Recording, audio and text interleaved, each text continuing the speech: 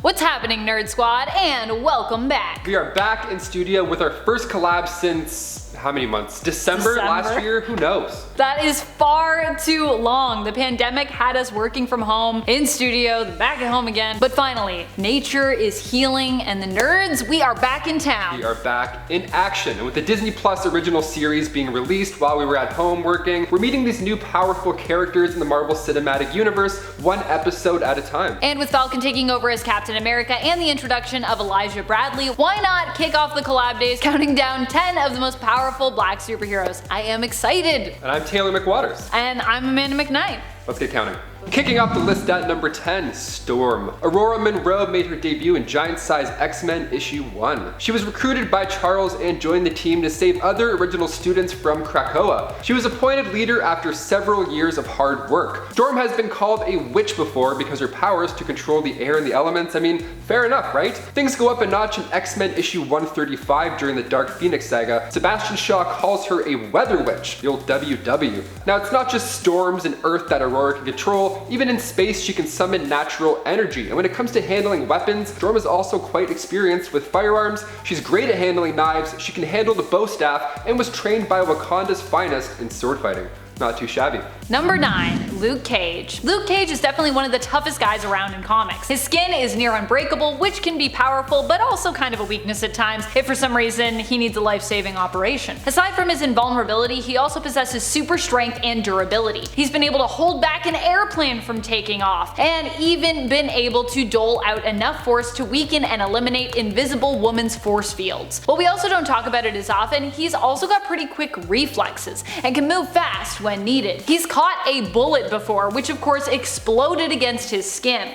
Number 8, Isaiah Bradley. Played by Carl Lumbly in the Marvel Cinematic Universe and Falcon and the Winter Soldier, Isaiah Bradley makes his comic debut in Truth, Red, White, and Black issue 1. After the US Army lost the secrets of the super soldier serum with Dr. Erskine, they still wanted to create more super soldiers. So Colonel Walker Price and Dr. Wilfred Nagel took 300 soldiers, including Isaiah, by force and used them as subjects. It was awful. They had sent the soldiers' family members invalid letters stating that they were no longer alive. It was horrible. Only a handful ended up surviving this process, and they went on to be this covert Black Ops team. Now, after a few missions, Isaiah was the last soldier left. Issue 5 opens up with Isaiah suited up in the Stars and Stripes. The new Captain America was born using a triangular shield that he decorated with the Double V campaign Eagle Crest. The German soldiers thought that the Americans were bombing them because they didn't see any planes, but really it was Isaiah Bradley, just a one-man army. He was laying TNT down all over, but it wasn't easy for him. It wasn't like this action cinematic thing. He was crying while he was doing this the entire time. He felt awful for what he had to do. He thought of his love, Faith, and their daughter, Sarah. He tried to save everybody held at the camp, and he was said to not have survived afterwards. In the 6th issue of Truth, Red, White, and Black, it cuts back and forth between present-day Steve Rogers interrogating Merritt on the past and what happened, and that's when he found out about the secret history of the Black Captain America for the first time. Number 7, Black Panther. Black Panther of Earth 616 has become one of the most iconic heroes out there since he joined the MCU, and was played by the late and great Chadwick Boseman. May he rest in power. Wakanda forever, Chadwick. Black Panther is currently a member of the Avengers and funds the superhero team. He comes with many different powers, skills, and resources. He has all of Wakanda's wealth and resources at his disposal as their ruler, can call in diplomatic favors if needed, and has been granted superpowers through the heart-shaped herb, which he uses to help others and protect the planet Earth as one of their mightiest heroes. Black Panther also works amazingly hard to run the nation of Wakanda and to lead the Avengers, as we saw when we got a glimpse into his morning routine and daily schedule in Avengers issue 45 from the current 2018 run. I'm telling you, his morning routine puts mine to shame, and I feel like I work hard. I do not, compared to Black Panther. Number 6, Ultimate Nick Fury. When he entered the Ultimates in Marvel Team Up issue 5, Nick Fury would soon take over as director of S.H.I.E.L.D. And his first plan was to bring back the Super Soldier program, which actually resulted in the creation of said Ultimates. Now, his origins are pretty intense before all this stuff too. He fought for the United States in World War II and was used as a test subject for Project Rebirth. So when he was injected with his new serum, it gave him super strength, and in turn he freed himself and other prisoners and got the hell out of Dodge. Now now he's got quite the power behind those punches. He's disease resistant and he has enhanced senses. The whole super soldier package, basically. Now Samuel L. Jackson not only brought this character to life in the Marvel Cinematic Universe, but when creator Mark Miller began writing the Ultimates back in the early 2000s, Samuel L. Jackson was one of his favorite actors, as he should be, so he made Ultimate Nick Fury resemble him. Jackson himself was a comic book fan, so when he saw this, he asked his agents, begged them really, to make this role a reality on the big screen. Now cut to 11 movies later, it's safe to say this is our Nick Fury. Number 5. Nubia. Nubia is the sister of Diana, who had a complex past in terms of her comic book history. In the Prime Earth continuity, she was an Amazonian who spent a long time in captivity, being held by a man who was very unkind to her and brutally mistreated Nubia. And that's putting it lightly because YouTube. Eventually, Nubia came to Themyscira and enjoyed her life there, living free. She would go on in the main continuity to become the new queen after Hippolyta sought out a new Wonder Woman, a warrior who was the most brave of all of her warriors. Her challenge to those who wished to qualify was to look in a bin where the head of Medusa the Gorgon was. Nubia was the only one brave enough to actually look, but instead, when she did, she found a crown. Hippolyta planned to go out into the world of man, and instead of becoming Wonder Woman, Nubia became the new queen instead. Wow, I love it. Like all Amazons, Nubia receives powers of strength, wisdom, and immortality, just from her heritage. Nubia is also known for being a very gifted and skilled warrior and combatant with an indomitable will. Number 4. Falcon.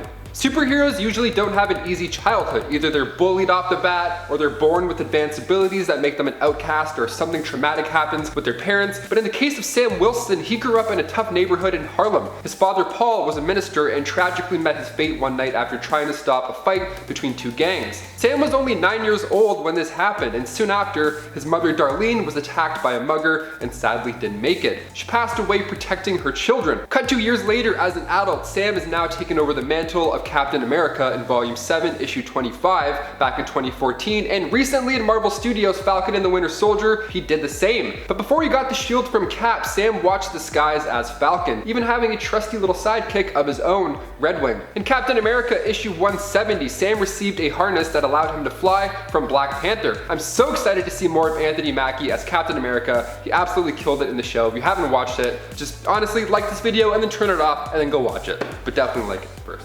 And friends, before we move on to the next spot, if you are loving this list and you want more lists like it, which honestly, I want to do more lists like this for you, so please do this. Make sure you hit that like, hit that subscribe, comment. Really, it does let us know you love this and you want more stuff like this. And I have a lot of black superheroes I want to talk about. I don't know about you, Taylor, but I got a lot. Yeah, Taylor also has a lot, so yeah.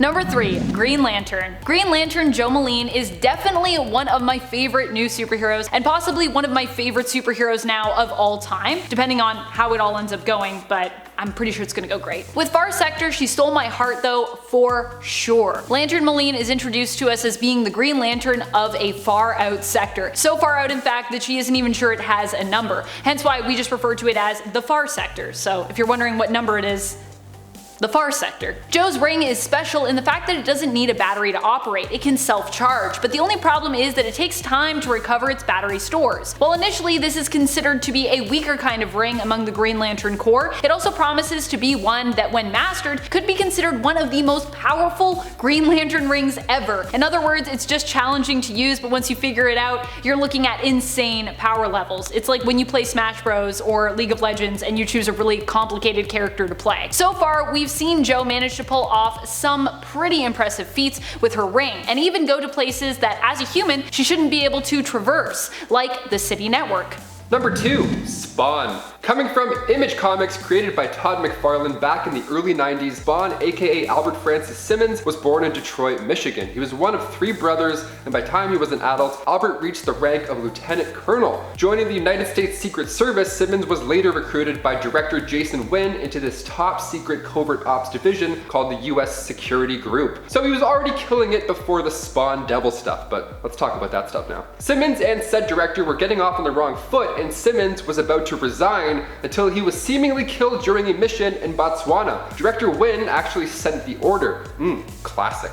So Simmons ended up being sent to hell because all the assassin stabby stuff. He ended up making a deal with the devil in order to get out, to become a hellspawn in order to see his wife Wanda one more time. He can alter his destiny at will. He can teleport, control nature, and can sense misery in others, including you, Paramore. I was 3 when the Spawn movie came out, and I'm not gonna lie, it scared the shit out of me more than anything. I was way too young to figure out what was going on. I just saw fire and like an angry mask, and I was like, I'm out of here. I'm gonna have nightmares for weeks. But now I'd love a Spawn movie. Let's bring Spawn back, like ASAP. Let's get a Spawn show. Number 1, Blue Marvel. Someone who does not get enough love but definitely deserves it is Blue Marvel. Blue Marvel is immensely powerful and got his powers from an accident that happened during the testing of a reactor that could have helped to supply unlimited clean energy to planet Earth. Bashir was one of the scientists who had been working towards this astounding discovery and invented and ended up caught in the crossfire when the reactor unexpectedly exploded. Due to exposure, he was given amazing antimatter based powers that basically turned him into a Superman level superpowered being. Blue Marvel can emit energy blasts, can fly, is basically invulnerable, possesses cosmic awareness, and can manipulate matter at a molecular level. Oh, and he also just happens to be a genius. Guys, who is your favorite of the heroes that we've listed here today? Which hero do you think is the most powerful? Which black superhero would you like to see more of in the spotlight and get their own ongoing series? Let us know all your thoughts in the comments down below. And speaking of comments, it is time to turn back some time and revisit our latest collab video to look at some comments. Top 10 best comics of 2020. Oh my goodness. It's 2021 now. That was like, feels like forever ago. It's insane. Mega Wubba suggests top 10 independent comics that deserve a streaming TV series. Wow, I feel like we're already seeing that right now. Yeah. This is like a different thing now. It's like, oh, we've answered this already. With like Everyone's getting Invincible. so many. I love it though. All right, Chris Bradley comments, I really want to read Miles Morales Spider-Man. And Amanda and Taylor, you guys are amazing together. Thank you, Chris. We love these collabs a lot. And now that the pandemic is settling down, we can hopefully do more. Maybe without this plexiglass wall that you can't see in between us, but it is definitely there. There's still some disconnect. So hopefully we can do that. Also, read more Miles Morales. I just platinumed his game last month and I'm ready for more Miles myself. Thank you, Chris. Woo! Josh Mathis responds, definitely love the new X-Men comics. I want to live on Krakoa on the low. Professor X, can you read me? I'm a mutant. Please take me home. This is what I've been saying for years. I'm like, come on, Professor X, reach out to me. Think about it hard enough. Maybe he'll hear you. Maybe he'll hear you. And maybe my Hogwarts letter is coming in the mail. Maybe. You're definitely a Hufflepuff. I don't know, you're Hufflepuff. I could see myself as more like a Slytherin. I'm a Slytherin. We'll talk after. We gotta fight. We're gonna go fight after this. Longtime fan Trex Advent comments, what would happen if we saw these comic books adapted on the big screen or TV shows? Well, we would watch them all gladly. Pandemic or not, I would still be on the couch binging them all. Trex, they're making a Rocket and Groot series for Disney Plus. We're getting literally everything we want. Imagine if we got an Immortal Hulk TV show. I mean, She-Hulk would be pretty good, but Immortal Hulk would be a little too dark maybe. We'd all be crying half the So time. spooky. Yeah. Be spooky. I'm here for it. Immortal Hulk the movie. I want that. Ooh. And that's all the time we have for comments today, guys. Be sure to comment down below for a chance to have your thoughts and feels shouted out in a future video, and hopefully it'll be less than 9 months till we do that. Hopefully. This has been Top 10 Nerd, and I'm Amanda McKnight. I'm Taylor McWaters. Till next time, you stay nerdy, YouTube.